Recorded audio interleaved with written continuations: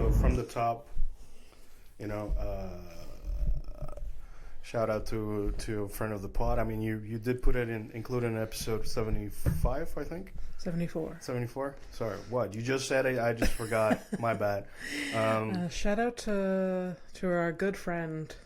Pope Francis has passed away. Well, I mean, like, the thing is, like, you know, he was in a headline in one of our very first episodes, like, at least in the first 10. For some reason, came up because you told me something subtle about and then he was cute.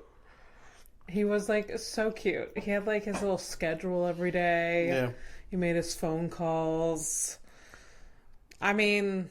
He was doing that on, like, until the very end. Like, the day, like, he died, but he didn't change any of those things. Yeah. He was actually, like, in contact with the only Catholic church in Gaza. And he would call them, like, daily. Every day. I heard that. Yeah. Yeah, and wow, that's so cute.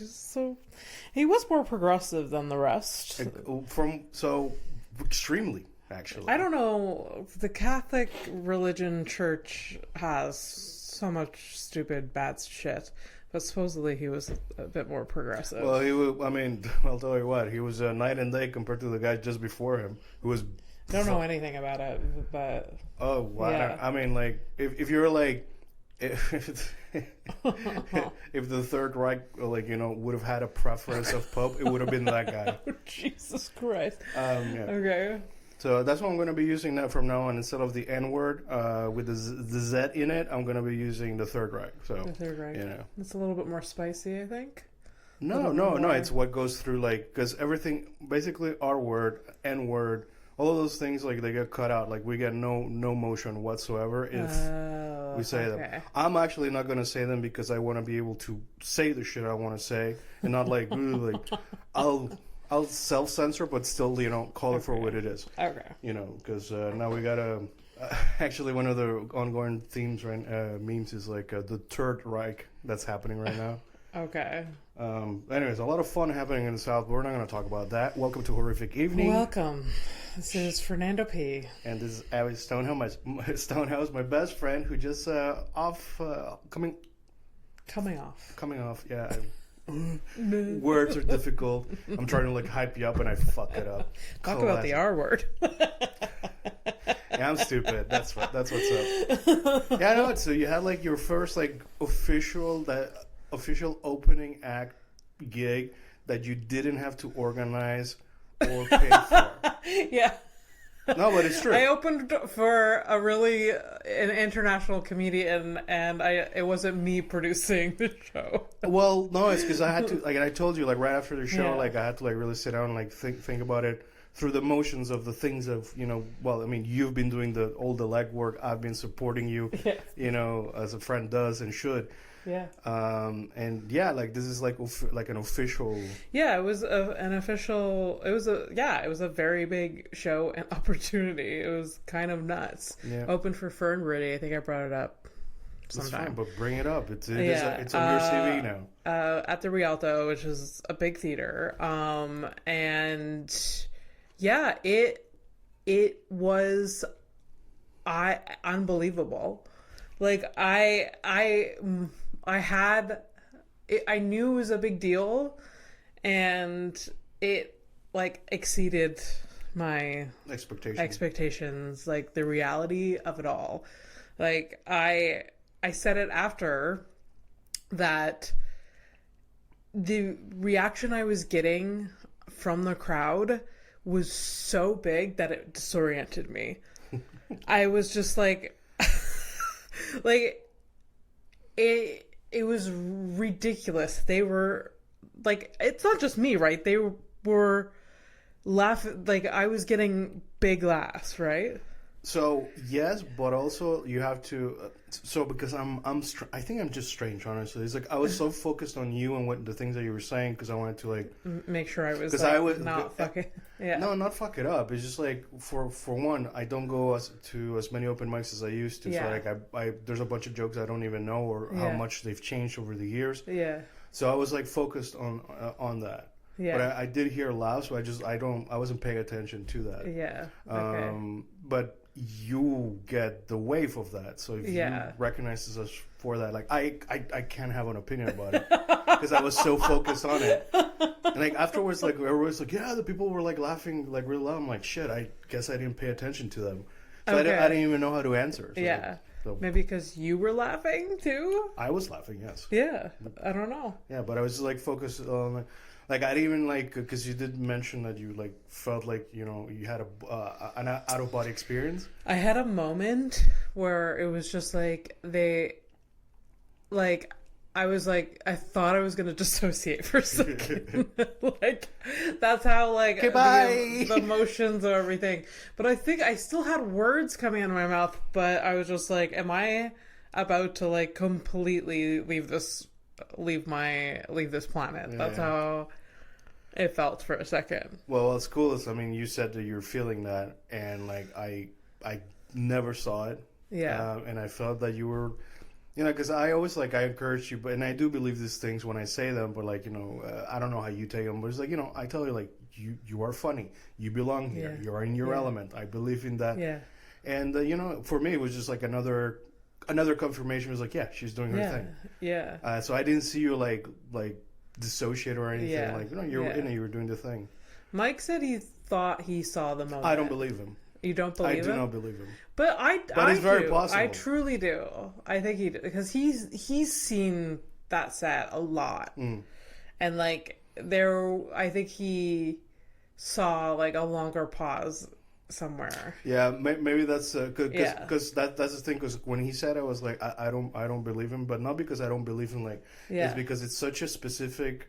Because I can tell when people are like they're having a conversation. Like I'm the one that notices like, oh, that person is sad. Oh, that person is happy. Oh, that person is like, oh, this whatever we're talking about, it bothers them. Yeah. I didn't see any of that, but he probably picked it up from the pauses and the beats. That's how he did. That's what happened. Yeah, 100%. Well, thank God we have an answer, because I've been thinking about it since. I was like, what did he see? Oh, like, really? No, I kind of knew right away. Like because there was a longer pause in my hearing loss joke than. Okay, that's like, is that the moment? That was the moment. Okay. Yeah, that's probably what it is. Yeah. No, it's because I was questioning my existence because. Because one of the things that I'm good at is like picking up on those cues and stuff. Yeah. It's like, what the fuck is this? But at the same time, I also can't deny like you guys spend a lot of time together. So he does he's constant exposure. He sees a lot of my shows. Yeah. So. Like a lot. And I was telling Mike that like I've like. The way I was delivering those jokes. By the way, this is what's on her mind, so don't even. It will be. Yesterday was the day after the big show. I felt hungover. Yeah. How many margaritas did you have? 0. No. My adrenal glands were drained. I had worked myself up for the show because I was pretty nervous. Yeah, I heard. Because I was talking to your boyfriend Michael, and he told me that you were having a moment. Yeah, I was really like I had a bad moment like in the afternoon before the show, and then like before leaving, I was like I got my shit together, and I was like, no, you gotta like go into positive, and like so I just like shifted. I'm also sure that the extremely political conversation in the car helped you like really dissociate from. I was like, can we lighten the mood? No, it was fine. So I yesterday I felt like so hungover from the whole thing. It was just so it's been on my mind consistently, and now I have this audition happening. Yeah. That I wish they were there on Thursday for this fucking show. There's like no word whether there was somebody from JFL there or not. There is I don't know. I know that I don't think so, because there was another audition that day. Yeah. Yeah. So, oh, right. I did see a thing. Right, unless there may have been some other person there. Like, I don't know. Anyways, at the same time, like, whatever. You are doing your audition, and it was a good show regardless. And, you know, like, of course you try to do your best at these things, but at the same time, you know, we can all recognize that sometimes it's like fucking luck. Yeah. You know, some random ass shit. For sure. I mean, this thing, I thought it would, well, it is luck in terms of like you did end up getting it, but like it was really cool to find out how, like, I don't know if you said something we can talk about how you got it. Yeah. It was really cool that you were offered, like your name was, you know, thrown into the hat. It was like, okay.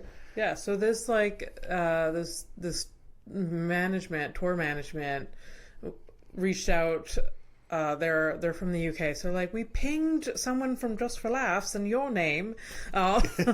They gave us your name, and I was like, "That's impossible." Don't believe you, but I'll take it. and like, you know, you could, like, you know, somebody who's like cynic, and I'm a cynic, and this is why I can confidently tell you my opinion and respect. And it is not because they're like, well, this name starts with an A. You know, that's not how the alphabet works when it comes to, like, you would have, you know, you know, Stonehouse, so that was an S. So like you weren't at the first letter. This like Fern Brady's supporting act in Toronto was Noor Hadidi, who is way bigger than me. Oh, yeah. Noor tours Canada. Oh yeah, damn! Look at that. I'm just like, okay. Maybe that's the next move.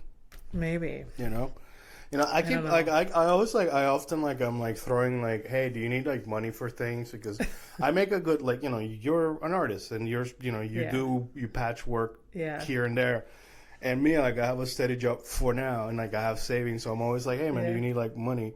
And it's not because of like I'm just fuck off, like I'm not giving you money, don't come at me in the comments, I'm not that generous. But like I'm always inspired for like my one of my best friends. I have two categories of best friends: high school and adult life. You're my adult life, my high school life. Dan, you know, I think when this comes out, his birthday passed, so he's turning 40. Oh my god, is it tomorrow? It's the first. The first, okay. So I think this might be this week, this episode. But anyways, whatever. Yeah. So, he bailed me out. He started working pretty early on. Okay. So he was the one that had money, and then there were like two times where I got into like economical like financial troubles. Yeah. And he helped me out. Nice. And and that's always stayed with me, that like if you have the opportunity to like help out a friend with cash, and like you have it, like do it. Yeah. That's why I always offer, like, it's nothing like I don't expect things from you or anything. Like I don't want the money back or whatever. So anyways, all of that to say that hey, if you want to like look into like financing like a tour, it could be cool, and I'd be down to like invest. It would be cool, but I don't know, like I feel like even though I have a lot of self-doubt, a lot of imposter syndrome, I feel like I am pretty aware that I am maybe not at that level yet. But eventually. The offer is there, basically. Yeah.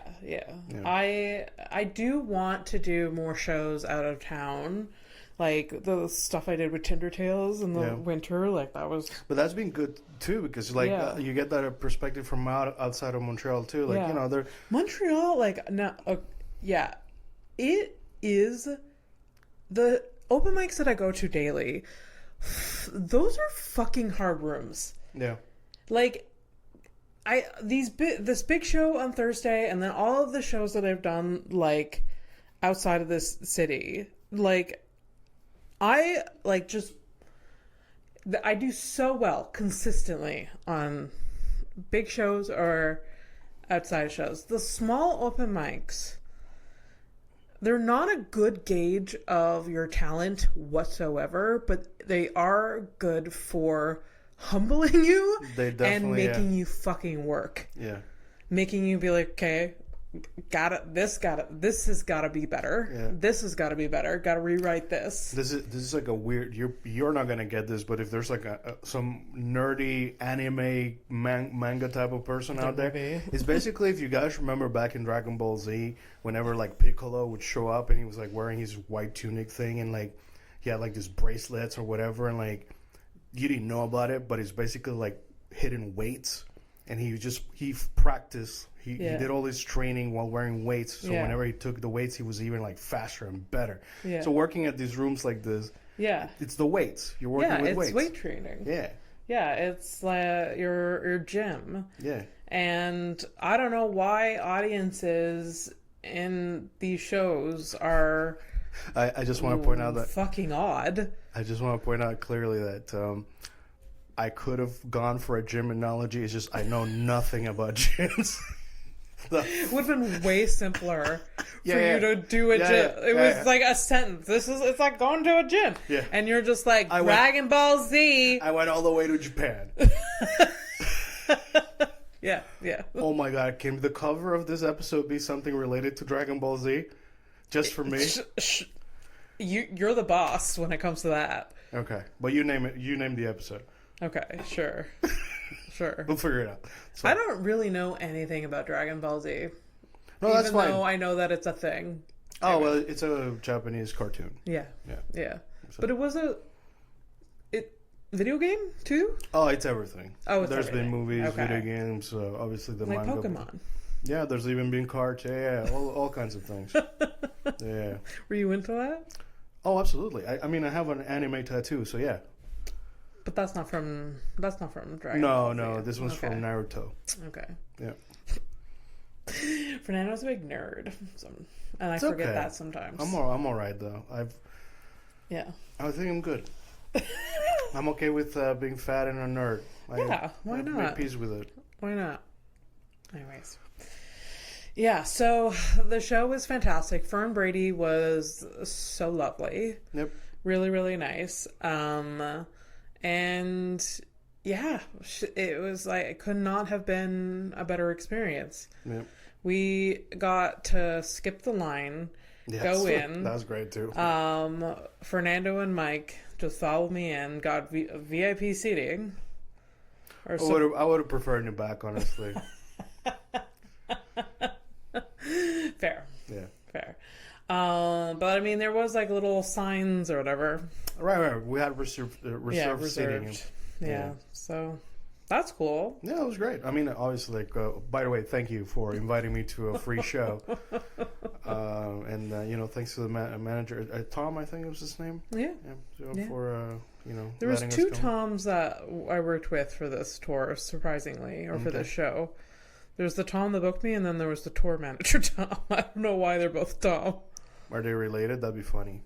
That'd be so funny. Yeah. They were twins. Why am I even? They're not. I'm not allowed to say this. My brother's name is Fernando too, so that's true. Fuck am I saying? Shut up, me.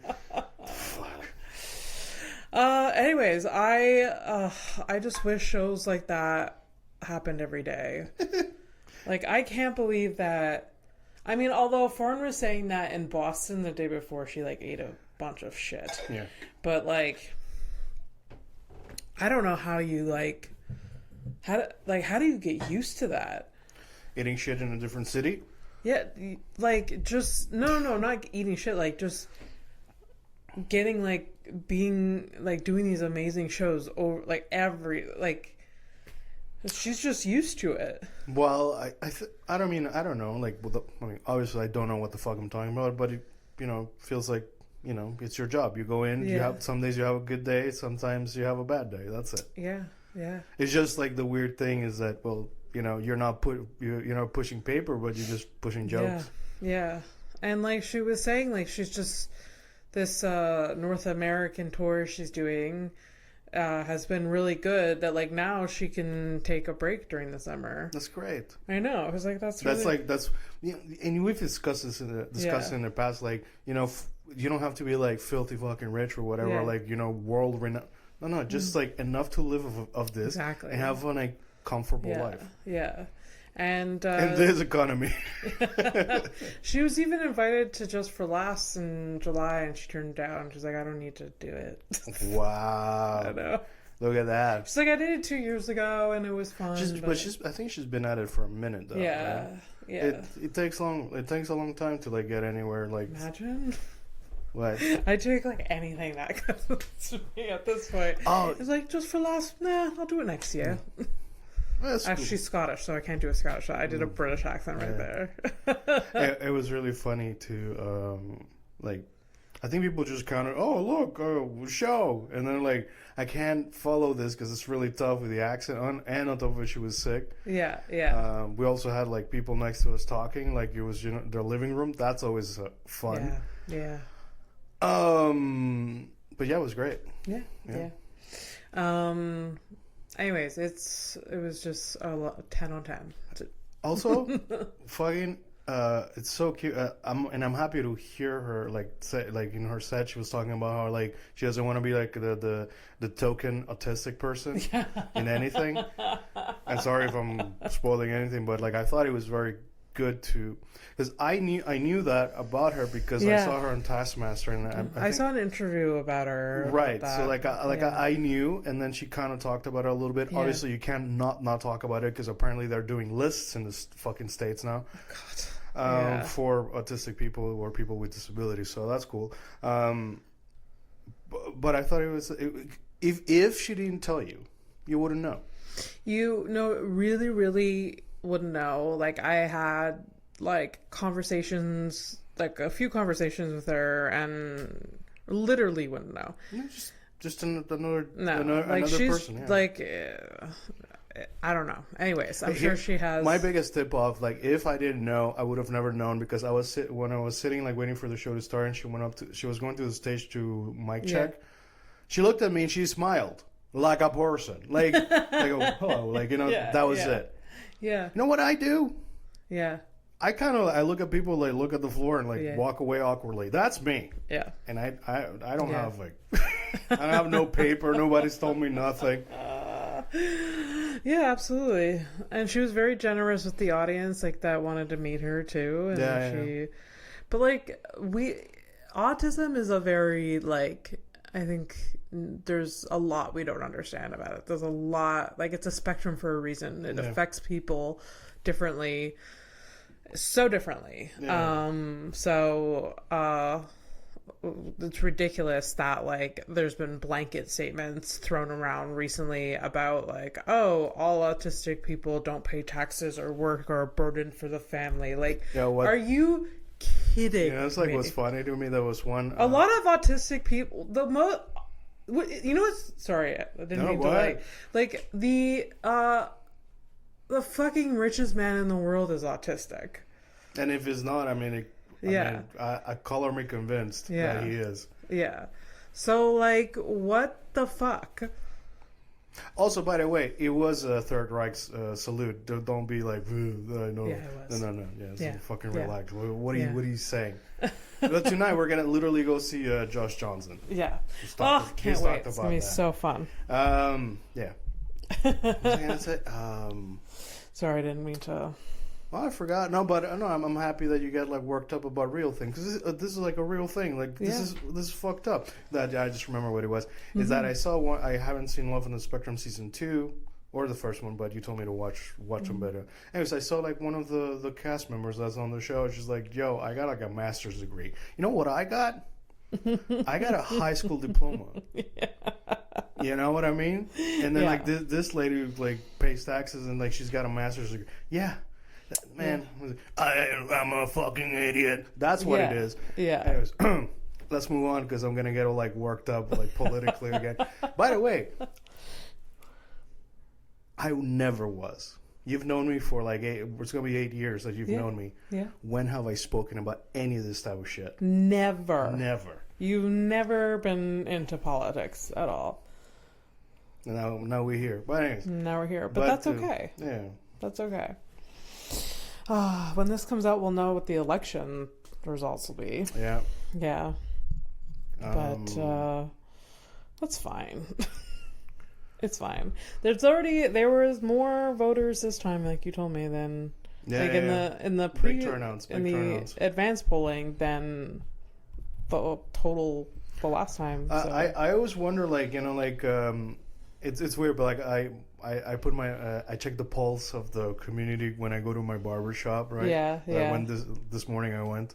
Yeah. And I was wondering what was. It's a great haircut, by the way. Oh, thanks. He was trying something new. It looks really good. I think I look like an older dude. I think this is like age appropriate. You know what's wild? What? You don't have a lot of gray hair at all. But I do. Like in my beard on the a sides. Little bit, but it's starting to get peppered. But it's barely. Like if you would have like been like, oh, I use Just for Men, I'd be like, checks out, because it looks that what? Just for Men, like dye, like black hair dye. Okay, well, I think I get a point because I don't even know what it is, so I'm clearly never gonna do that. No, like I'd be like, oh, that's it looks very, very solidly black right now. I think my dad's dyed his hair in the past. He stopped, but like my dad has dyed his hair and it has gone awry. It went look weird. Really, really bad one time. He actually his natural hair is like pitch black kind of thing, or what? No, his natural hair is like my color. Like I am like the without the blonde. Okay, like right. Like the darker bits. It's like a dirty blonde. Yeah. Yeah. All right. Or at least I've never known him to not have gray hair. So he started early, that guy, right? Oh yeah, just like me. Yeah. Without the without the blonde streaks, I have a lot of gray. Okay. Yeah. My dad started going bald at 22, 21, something like that. Okay. Yeah. Okay. So I when I was that age, I was like, well, I guess this is it, huh? I'm still holding on for dear life, I'll tell you. I mean, no. When the sun hits right, because I had the comment, and like the reason I started shaving my head at some point was like somebody was like, "Huh, your hair's really thin," because the sun. I was like in the passenger seat, and the sun was like hitting me from the side, and I had just gotten a haircut. I'm like, "Cool, that's great." Yeah. But I mean, like, you still got a decent amount, and like I said, there's barely any gray. I don't know. You look very youthful right now. Well, that's good. I'll take it. It wasn't the goal, but I guess that's just part of a... So he was trying something new with your hair today? Yeah. Do you like it? I like it. Yeah. No, I think it's like a longer look than like the short. Yeah, I think I feel like it's age appropriate. I think I'm getting age appropriate. Well, is a close fade young for young people? I feel like what I usually get, it's like that's like a young man. Like obviously you can have whatever hairdo you want, but like I feel like I don't go out and like try to like hunt and shit. Like what do I like imagine if I got like lettering or like some shapes in the hair too on top of it. And there's like a 40-year-old dude that's walking around with one of those. Oh, 100%. And like truly feeling himself. Totally loves it. Yeah. Totally loves it. So you were getting a little sorry I sidetracked you. No, it's all good. You were getting the pulse there. What was the pulse? Yeah, I was wondering because I don't know what people vote like around here or whatever, but he was very open about. It was interesting because so usually at the barbershop, whoever comes in doesn't matter. Everybody just talks like it's So it was and it's cool when I go that early and there's not a lot of people. So in the hot seats, a man getting his haircut. That's a white dude. My barber's Jamaican. A new customer comes in. He is, I think, maybe Nigerian or something. Anyways, African or African descent. Then there's me, Hispanic or whatever. Yeah. So I'm like wondering, like, what's the vibe? What's the scuttlebutt? and then my barber, like, he was like, so did you guys, like, he goes one by one. Did you vote? Did you vote? Did you vote? Did he really? Yeah. And you didn't even bring it up. You just like I knew it was gonna because you can't really. Of course, of course, everything comes up in this shop. Okay. And he was like, I voted for the man. And I'm like, okay, who's the man? So he voted liberal. And wow, the man. Like how? That could have went so many different ways. I know. But that's the thing. That's why I was like, okay. But then he like said he was liberal, and then, but it was interesting because he's like, I think he might be like in early 60s, like, and the last guy that came in, this guy from Africa, he's easy like 22, 23. Yeah. And like, you know, when the barber said that like out loud, and like he doesn't give a shit, and the younger guy was like, oh, okay. Like he basically said like, you should probably like not say it out loud, like, you know, keep it to yourself, like, really? Who you voted for. But he's young, and the barber's older. And I'm like, the barber, like, when the young guy said that, he was like, the fuck, it's a free country. I can say whatever the fuck. I can have an opinion. Right. And he is right, of course. Yeah. But I also understand the young guy, because it's like, there's some loopy ass people out there. For sure. That like, if I got a message, you know? Yeah. Like me, I like, the fuck. Yeah. Oh, this could impact your business. To the 4 people that are here, go ahead and leave, please. Right. Yeah. So it's interesting. Like, so some people are like being careful about what they say, and that, I think that's fucked up, and that's kind of like the reality of things. Yeah. Like for example, like if you voted for the Pierre dude, like you're allowed. Yeah. But like, I hope to fucking God you understand. Yeah. What you're voting for, and not just the vibes. And here, so and a lot of people don't understand why they're voting for who. I really don't think they do. Yeah, and especially like the why. But you know, it is what I'm saying, because I'll never tell you what to do. Mm-hmm. I would hope that others on the other side of whatever choices that they make, that they also thought that way. But it's not. It's never like that. It's a very specific type of person that enjoys doing the thing and then shitting on you if you don't do the same thing as them, and then you somehow are like the bad person. Like, come on, man. Mm-hmm. 2, 3, 4 things can be true at the same time. Absolutely. So no, you don't want to be nuanced, man. That's your fucking problem. Yeah. You don't want to understand things, and you just want to be like, you know, for people who like really like talk shit about sheep herd mentality and shit. I'm like, dog. Yeah. The fuck are you saying? You're not the fuck. You're not the herding dog, by the way. Straight out. Anyways. Yeah. It's always an interesting, you know, and it was interesting. Okay. To see those reactions, but I think everybody in the shop voted, so there's that. Great. Yeah. That's so good. Yeah. There was maybe I'm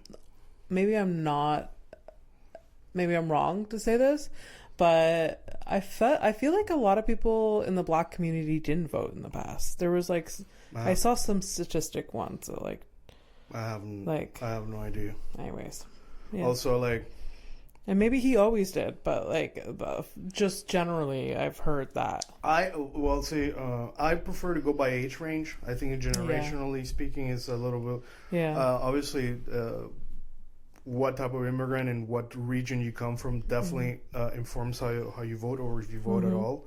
Yeah. But I think it's mostly like age and like. I think my parents. I haven't spoken to them in 2-3 weeks. Okay. I haven't called them after this, but okay. I think they voted. I hope they did. I feel like they probably did, especially after reading my article thing. They both cried, apparently. Really? That's what my sister said. It. That's so nice. Yeah. That's so nice. Yeah. Oh, how do you feel about that? This is your favorite thing to talk about. Did you feel it? Yeah, it felt. Well, no, it's cool. Like, writing that thing like in a way and not giving up was like, because at some point I was like, fuck this article thing. Yeah. But it was nice, like my parents got to see something that I did for me. For sure. And I told you afterwards, after it was like published, like thinking about it, it's like, the both of us kind of realized our dreams in terms of like things that we wanted to do. Yeah. I wanted to be a published writer, quote unquote. Yeah. I technically am. You technically are. I technically am. Yeah. Next week I get paid, so it's more official than ever. Amazing. But yeah. So it's cool. I can't link the article in it because the things will stop I think, but where could people find it? It's like just Google and look it up. CBC first person. First person, yeah. And a lot of good articles, so different perspectives, different. Yeah, there is a lot of cool, like interesting people that wrote and points of interest that if. Because you're always like so worried or like focused on yourself and your entourage that you might not really like think of I've never thought about going to a gun range, and there's like a story about that. Yeah. I mean, I heard it on the podcast version of it, or like the interview. So right. So but anyways, so like. That's just one of those things. Yeah. There was another lady who's like she's like a superintendent at a building or a complex of buildings. Yeah. And like this lady, she's 74. She hasn't stopped working and technically can't stop working because she won't make ends meet. Yeah. And that's a fucking problem. And no shit. And when I think about it, it's like it's like my parents are both retired, but like they make ends meet for reals. Yeah. So but I mean like, they can't like next week it's like, oh, let's go to France and visit Fernando's girlfriend. Like that's not a thing. No, you have to like plan it like 2-3 years kind of thing and like really like pinch the pennies, right? But I wanna have enough money that like when you say things like that, like, oh, my parents can't visit France, and be like, yeah, here. Well, I mean, you know what I mean? Like that's what I want to be. That like I don't want to be like a billionaire, but I want to be like, what are you talking about? Go. I want to be that type of that level of. Yeah, but like that's just one hurdle. Like, I think my mom is also like she'll probably play the cards like I'm too old. I don't feel like being in an airplane kind of thing. Yeah. Yeah, but anyway, whatever. Mike's grandmother is like in her 80s, and like they took her to Italy last year. Yeah, to Nonna Land. Yeah, where all the nonnas come from. Yeah. I mean, she grew up there, but like weeks before, she's like, "Oh, I'm too old for this. I shouldn't go. I'm too old for this." And like, we bought the ticket, got on the fucking plane, and like, she went. She had a great time, and then she came back. It's like classic. Yeah. I mean, she was with her daughter and her son-in-law. Like, she had support through the entire thing. So, anyways, did they pay for it? I don't know who paid for it. I think she probably paid for her way. I don't think. Sorry, just because I like family dynamics. I sometimes think it's funny, and like I was wondering, like it's like, hey, you're coming with us, and she's like, okay, and then they make her pay for her ticket. Is that like elder abuse? A little bit. Could be, but like I don't think she's uncomfortable financially. No, like, I'm just doing. I'm just doing the thing. Come on. Anyways, no, it'd be nice if your parents saw France. No. Yeah, I think so. It may be intense for you though. You haven't spent like that much time with your parents, like consistently. Oh yeah, never mind. No, that's gonna be a lot. No, especially my parents are so fucking specific too. Yeah. But at least you know their specificities. Do you know your parents? All of them. I know my mom's. To this day, I know that I could travel with my mom. Because I don't know. The only time that I've traveled with my mom, I've traveled coming here, and the last time I went back to Panama, I was with her too. Yeah. But she was like still like younger and like still fine with doing things like that. Nowadays, like she's kind of like annoying, I guess. Mm-hmm. Like she's not annoying. She's just like she's very like specific about the things that she does or doesn't do. Okay. But the thing is, like with my parents, like they both still surprise me with things that they say or how they think about certain things. So I can't say, yeah, I know all the triggers. I don't. I really fucking don't. And to say that or to like even like slightly think that maybe I don't. And I'd be just disappointed. I'm not gonna set myself up for that. We're gonna move on to move on. I'll go to France. Yeah. You maybe. Yeah. I don't think I could travel with my dad. No. We're not doing it. My mom, yes. Unless you were my going dad, to, no. Unless you were going to what's that city called? Fuck it, somewhere in south in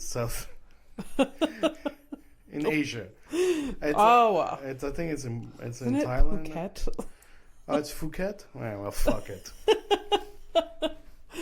I'm going to fuck it with my dad. God damn. No, my mom and I have traveled a lot together, and it's fine. She does, like, there will be moments, there has been moments, where I'm just like, I will leave you here. But other than that, those brief moments were good. And do you see how people with money are? Like, how they hold you hostage? Like, you wanted to leave her, but you couldn't. There's no way you could have just left her there. It's not because she has money that I couldn't leave her there. It's my conscience, my moral compass. Oh, that. Oh, sorry. Sorry, I was thinking like a CEO there. You know, not thinking about human rights or life. Oh, damn, that slipped down. Yeah. Ooh, I don't dissociate. Wait, what's like when you're a sociopath, like the anti-sociopath, like you dissociate, but like what would be the version for like a sociopath? Like you dissociate into my God. Like a fugue, like a dissociative fugue. Yeah, and you just go, but you like instead of like just like you're not in your body, you're just like a sociopath for like a second. Yeah, like you're people with multiple personality disorders. It's already complicated. Okay. You're throwing extra. We're shit. Making it, and like we're sounding real dumb right now. You know what? You're gonna for that. You get headlines. Headlines! Oh my God! Headlines! Do you watch a movie? No. I can bring up a movie next episode. We'll do the next episode. Yeah. How about this? I'll give you this much. I started watching the beginning of a movie because I was testing something with my PC and my TV, just connecting the both of them. And I will finish it. Megalopolis. No idea. It's this movie. It's Francis Coppola, whatever, the guy who made the Godfather. Okay. He's been working on this movie for like over like 20 years, kind of thing. It's his like pet project, and he finally did it. He like sold he had like a vineyards. Okay. He sold them to finance this movie. Are you serious? Yeah. So he just has like nubs in his head. It was a flop. He has no teeth, just nubs. It was a flop. Oh no! And I hope he got enough to even like pay for his veneers back. At least that. You don't think so? I don't think so. And this is the writer of The Godfather. Not the maker, the director. Director, the famous director. Okay. I mean. Yeah, poor guy. Did you know The Godfather was a book before? Yeah. I knew that. I found out many years after watching the movies, like, oh, it's also a book? It's like a thick-ass book, too. But, like, this is going to make me sound really dumb, and some cinephiles are going to get... Your face, Fernando just had a face that like he was shocked and horrified at what he just read. But let me finish this thought. Is there a debate whether like what makes a good movie? Is it the script or the writing, the directing or the acting? Because like he directed The Godfather. People had all this confidence in him with all of this. But could it have been a lot of it contributed to the success of this film? Didn't really have to do with him. It was like the writing and the acting, you know? I think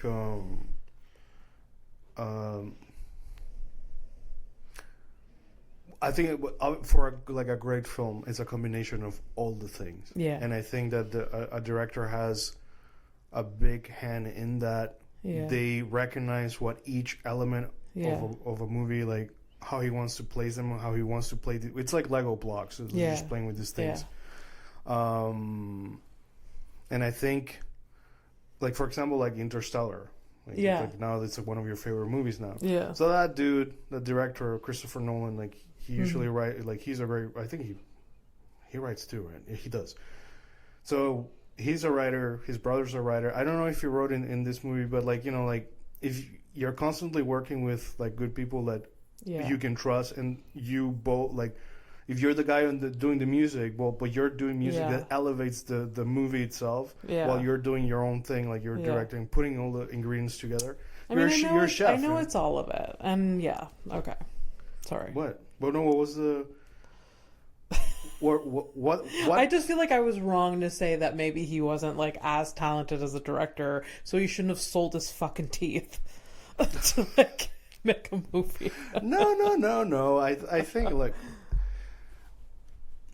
I think it was like a pet project too. Like he tried selling it, just nobody wanted to buy it, so that's why he did that move. Was kind of a sign. Like he directed The Godfather, yet nobody wanted to support this new project, so he sold his teeth. Like there was something about the new project. Yeah, well, that anyways. No, but it's true, and I really feel for people who finally put a project that they've been working on forever. Yeah. In a way, like I've officially like I'm not writing. I don't write. Yeah. I wanted to be a writer. Yeah. Yes, I published an article. Fucking relax. It's not. I want to write books and stuff. And like, you know, for like over 20 years, I've been working on a story. But when I think about it, and then like I look at like a flop like that, and like the movie's it looks good. It's interesting, but like just like the dialogue is kind of like I'm like ooh. Okay. Stuff, and I watched like 10 minutes. Okay. But anyways, what was the point I was trying to make? I don't know. I forgot. Wow. Whether he should have sold his teeth. I don't think he should. Sort of like you know, like your pet project. I don't know, like kill your darlings. That's true. It's a phrase like when you're writing, and like sometimes your pet project. Mm-hmm. Mine, it's you know you like it because it's the thing. Like yeah. I think about it constantly. That story and the names of the characters and these things that happen in the stories that I've been writing since 2003. But ultimately, man, that's yeah. So what was this? What was the facial expression? What was the headline? Oh, because I pick up these headlines, but I haven't seen them in forever. This might have been like from 2 years ago, and it's fucked up. All right, so here we go. 1556. During the execution of the Guernsey martyrs, so some people are getting burned, okay? Okay. So they're getting burned on the stake. There was a lady, so it's just like a group. I don't know what they were dying for, but let's say it's a group of people. Just an average execution in 15 whatever. Yeah. So this person, whose name is Perrotine Massey, or Massey, so it was 3 women. Okay. From the beginning. Yeah. So this is just an average execution in 1560, whatever. 3 women are... Nothing to write home about. 3 women are being burned... No one's excited about it, but... 3 women are being burned at the stake. One of them, whose name is Perrotine Massey, gave birth to a son. Uh-huh. Then the bailiff, the person, the sheriff kind of thing, ordered this infant to be cast into the fire. Oh my God. Wait. Gave birth while the execution was happening? It's not clear, but I'm going to guess that she gave birth, maybe like in the morning kind of thing, and they were going to burn you, and we're going to burn your baby. And that's why I made that face, Abby. Jesus Christ. Did I do the right face? Yes. Thank you. Yes. That's wild. It was like, you know, she was kind of a package deal being pregnant. Yeah. Let's just keep it together. That's fucked up. This is like a witch thing? Is this like... I don't know. All executions back then were just... And you know what? At this point, I don't know what's happened to me, but like... I can't play war games. I anything that I see with animals, I get like very emotional about. Abuse towards like just cruelty in general, like makes me very sad about the state of affairs. It should. Like that's a normal. I've never been more like human, I think, or like because I've always been human, especially in the most flawed moments of my life. But I feel like if this was the buildup of me being like a gooder version of myself, and like being okay with how I am and how I feel about things and the world that surrounds me, I wouldn't change this. Yeah, I'm okay with like being, because you're right. Like when you perceive and see or witness cruelty, like how can you not feel anything? Yeah, you just can't let it. You can't normalize that. No, especially now. Especially now. Can't just be like, well, no. This is gonna sound ridiculous, but since getting the cats, I am deeply affected. So like I am when I see videos of like abandoned cats or this person finding a cat or finding a dog or like a skinny dog that's been like I can't take it. You know, it's too much. It's real. It's a lot. Yeah, whenever there's like, there's a dog that anytime there's like a dog that's about to be euthanized and somebody like they save them, like, oh my god, that just fucking kills me. And you can fucking tell these little fucking dogs are just like, they can tell. You think, and they're just sad and they're scared and that's why I can't. Like, people on a Sunday will go to the SPCA and just look at the dogs that are up for adoption. I would end my life before leaving there. Right. My heart can't take it, and like I can't take any of them home. And so I think what you're trying to say is that people who like go on SPCA visits to look at animals just like as a date idea. No, it's not a date idea. I don't know. Like I just know people walk through. I've been pitched that. Oh really? Yeah. Oh my god. Yeah. When it's like the same as like going to a pet store or going to a pet store. It's actually worse. Like, no, these dogs are. There is a part of me that like. Why are you teasing the animals? I know. Yeah. Right? There is a part of me that feels like I can